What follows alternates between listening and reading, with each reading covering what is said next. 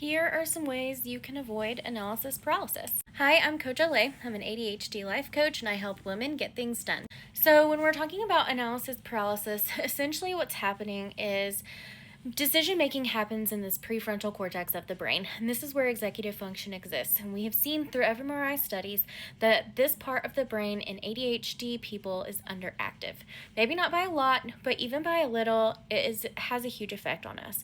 And so decision making is then affected because then it becomes harder when you're dealing with a part of the brain that's underactive and you're trying to make a decision. So one of the ways that you can avoid analysis paralysis, which comes from the fatigue of making decisions throughout your day, is having a part of your day where you have scheduled to make decisions outside of the actual doing of the decisions that you're making. So let's say you're making decisions on the things you're going to do today. Don't make that decision and do it at the same time. You're going to wear yourself out and then not have enough energy or mental capacity to do the actual doing of the thing that you're making the decision on.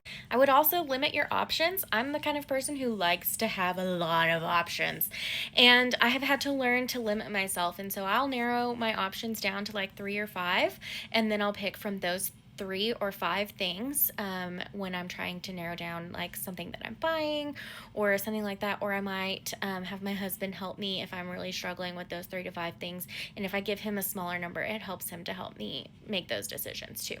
Sometimes I'll even do it by category, and I'll ask him, what do you think about this? So if I'm looking at clothing, I love my husband's input. I want him to like what I wear. And so I'll talk to him about the style of clothes. And so I'll have a bunch of things in different styles, and I'll say, what do you think about this style? Okay, and then I'll remove everything from that style that he says no to.